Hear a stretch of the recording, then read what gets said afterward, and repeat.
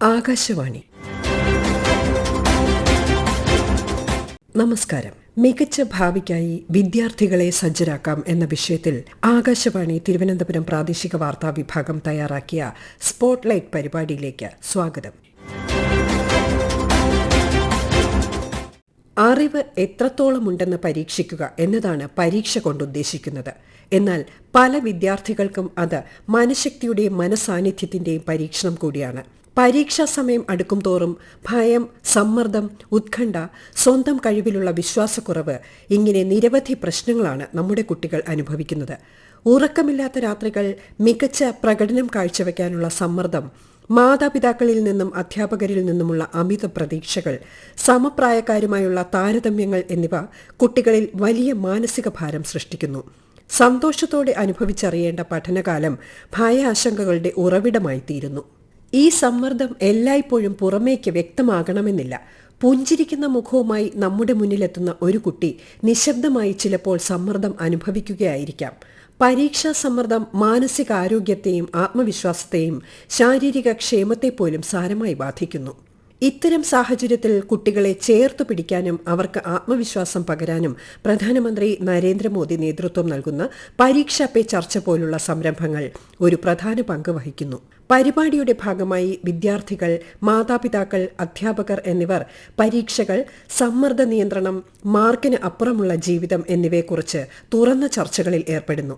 പരീക്ഷാ സമ്മർദ്ദം കൈകാര്യം ചെയ്യൽ, ആത്മവിശ്വാസം മെച്ചപ്പെടുത്തൽ, പരാജയം ഒന്നിന്റെയും അവസാനമല്ലെന്ന് മനസ്സിലാക്കൽ, സന്തുലിതമായ മാനസികാരോഗ്യം പ്രോത്സാഹിപ്പിക്കൽ തുടങ്ങിയവ പരീക്ഷാ പേ ചർച്ചയിലൂടെ ലക്ഷ്യമിടുന്നു. ഈ സംരംഭത്തിന്റെ ഏറ്റവും വലിയ പ്രത്യേകത വിജയത്തെയും പരാജയത്തെയും മാനുഷികമാക്കുന്നു എന്നതാണ്.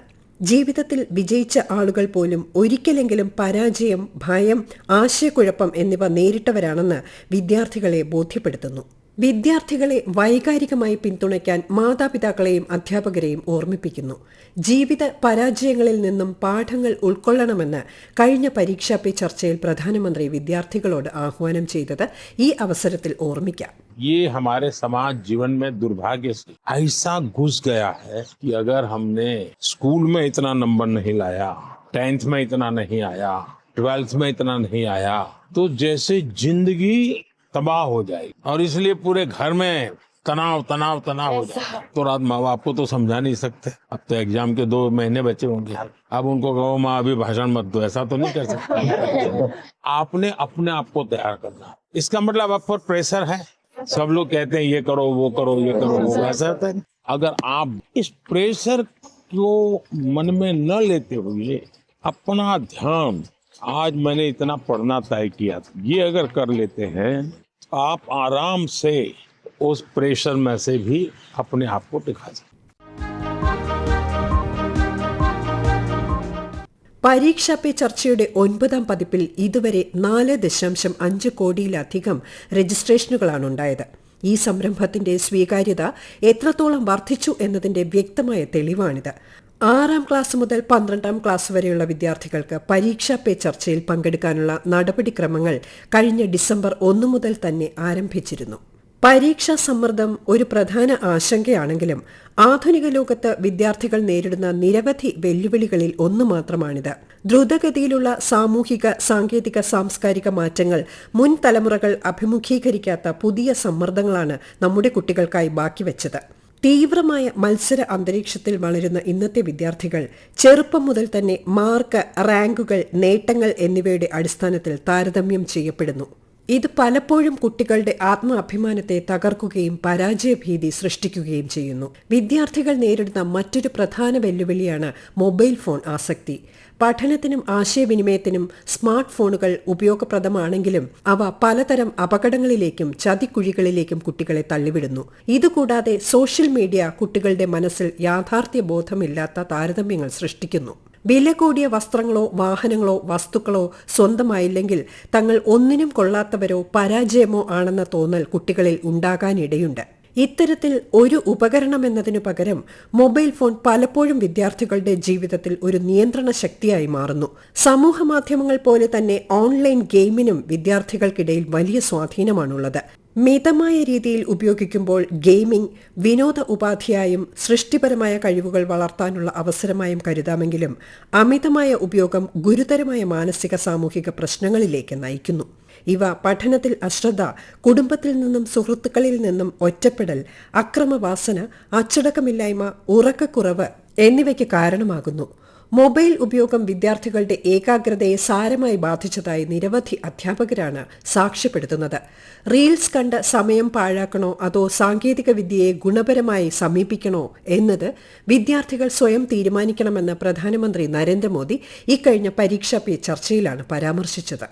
आप उस युग में बड़े हो रहे हैं जिस युग में इतनी बड़ी मात्रा में टेक्नोलॉजी का फैलाव है, प्रभाव है और उपयोग, और इसलिए टेक्नोलॉजी से भागने की जरूरत नहीं है. लेकिन आपको तय करना होगा कि क्या मैं रील देखता रहता हूँ, क्या उसी में समय जाता है क्या मेरा, या मुझे इस चीज में रुचि है तो उसकी बारीकियों में जाऊं, उसके एनालिसिस में जाऊं, तो टेक्नोलॉजी एक ताकत बनेगी. आप मान के चलिए कि जो लोग रिसर्च कर रहे हैं, इनोवेशन कर रहे हैं, टेक्नोलॉजी बढ़ा रहे हैं, वो आपकी भलाई के लिए कर रहे हैं.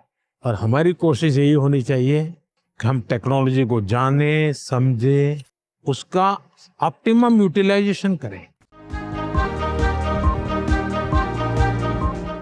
ഇന്ന് വിദ്യാർത്ഥികൾക്കിടയിൽ വർദ്ധിച്ചുവരുന്ന അക്രമവാസനയും ഏറെ ആശങ്കപ്പെടുത്തുന്നതാണ്. കോഴിക്കോട് താമരശ്ശേരിയിലെ സംഭവം എടുക്കാം. 10ാം ക്ലാസ്സുകാർ തമ്മിലെ സംഘർഷത്തിൽ സഹപാഠിയുടെ ജീവൻ എടുക്കാൻ തക്ക ക്രൂരമായ മനോനിലയിലേക്ക് നമ്മുടെ കുഞ്ഞുങ്ങൾ എത്തിക്കഴിഞ്ഞു എന്നത് ഞെട്ടിപ്പിക്കുന്ന യാഥാർത്ഥ്യമാണ്. സ്കൂൾ വിദ്യാർത്ഥികൾ തമ്മിലുണ്ടാകുന്ന സംഘർഷങ്ങൾ ഇന്ന് തുടർക്കഥയായി മാറിയിരിക്കുന്നു.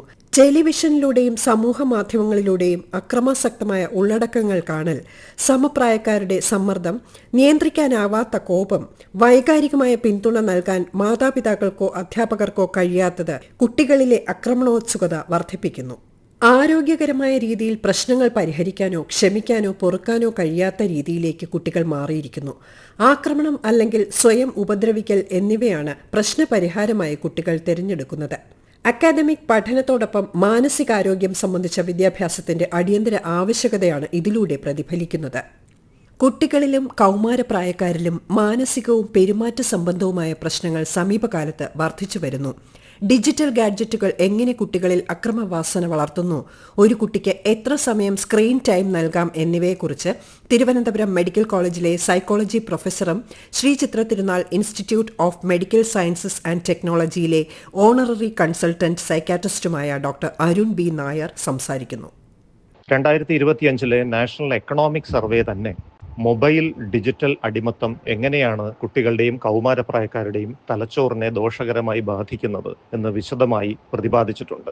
ഡിജിറ്റൽ അടിമത്തത്തോടൊപ്പം ലഹരി ഉപയോഗവും വ്യക്തിബന്ധങ്ങളിൽ വന്നിരിക്കുന്ന പോരായ്മകളും കുടുംബ ബന്ധങ്ങളിലെ താളപ്പിഴകളും ഒക്കെ തന്നെ കുട്ടികളിലെയും കൗമാരപ്രായക്കാരിലെയും പഠന പെരുമാറ്റ പ്രശ്നങ്ങൾ വഷളാക്കുന്നുണ്ട്. ഒന്നാമതായി, കുട്ടികളും കൗമാരപ്രായക്കാരും ഒരു സാമൂഹിക വിച്ഛേദനത്തിലേക്ക് പോകുന്നു. വെർച്വൽ ബന്ധങ്ങളിൽ മാത്രം അവർ അകപ്പെട്ടു പോകുന്ന സാഹചര്യം സംജാതമാകുന്നു.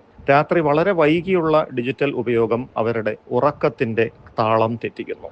പലപ്പോഴും അതിവേഗത്തിലുള്ള ചടുലമായ ഹ്രസ്വമായ ദൃശ്യങ്ങൾ മാത്രം നിരന്തരം കാണുന്നത് മൂലം ഇവരുടെ ശ്രദ്ധയും ഏകാഗ്രതയും കുറഞ്ഞു വരുന്നതായും കാണുന്നു. ഉറക്കക്കുറവും ദീർഘനേരമുള്ള മൊബൈൽ ഉപയോഗവും തലച്ചോറിന്റെ ഇരുവശങ്ങൾ തമ്മിലുള്ള ഏകോപനം കുറയ്ക്കുകയും അത് എടുത്തുചാട്ട സ്വഭാവവും അക്രമവാസനയും വർദ്ധിപ്പിക്കുകയും ചെയ്യുന്നു. വളരെ അക്രമ സ്വഭാവമുള്ള ദൃശ്യങ്ങൾ കാർട്ടൂൺ രൂപത്തിലോ വീഡിയോകളുടെ രൂപത്തിലോ നിരന്തരമായി കാണുന്ന കുട്ടികൾ അത് അനുകരിക്കാനുള്ള സാധ്യത കൂടുതലാണ്. പുറത്തിറങ്ങി സൂര്യപ്രകാശം കൊണ്ടുള്ള കായിക വ്യായാമം ഇല്ലാതെ വരുന്നത് രക്തത്തിലെ വൈറ്റമിൻ ഡിയുടെ അളവ് കുറയാൻ കാരണമാകുന്നു.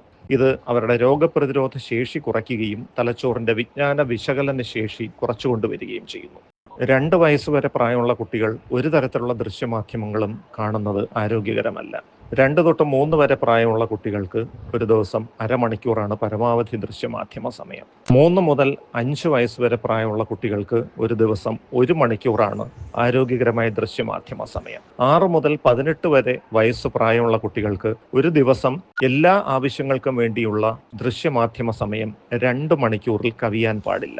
2 മണിക്കൂറിൽ കൂടുതൽ ദൃശ്യമാധ്യമങ്ങൾ ഉപയോഗിക്കുന്ന കുട്ടികളിലാണ് പഠന പെരുമാറ്റ പ്രശ്നങ്ങൾ കൂടുതലായി കാണപ്പെടുന്നത്. ഈ ദൃശ്യമാധ്യമങ്ങളുടെ സമയം ക്രമീകരിക്കുന്നതിനോടൊപ്പം തന്നെ കായിക വ്യായാമത്തിനുള്ള സമയവും നിർബന്ധമായും ഉറപ്പുവരുത്തണം. വിദ്യാർത്ഥികളുടെ പ്രശ്നങ്ങൾ തുറന്നു സംസാരിക്കാൻ കഴിയുന്ന സുരക്ഷിതമായ അന്തരീക്ഷം സ്കൂളുകളിൽ സൃഷ്ടിക്കണം. കൌൺസിലിംഗ്, മൈൻഡ്ഫുൾനെസ്, സമ്മർദ്ദം കൈകാര്യം ചെയ്യാൻ പരിശീലിപ്പിക്കുന്ന സെഷനുകൾ എന്നിവ പതിവ് സ്കൂൾ വിദ്യാഭ്യാസത്തിന്റെ ഭാഗമാക്കണം.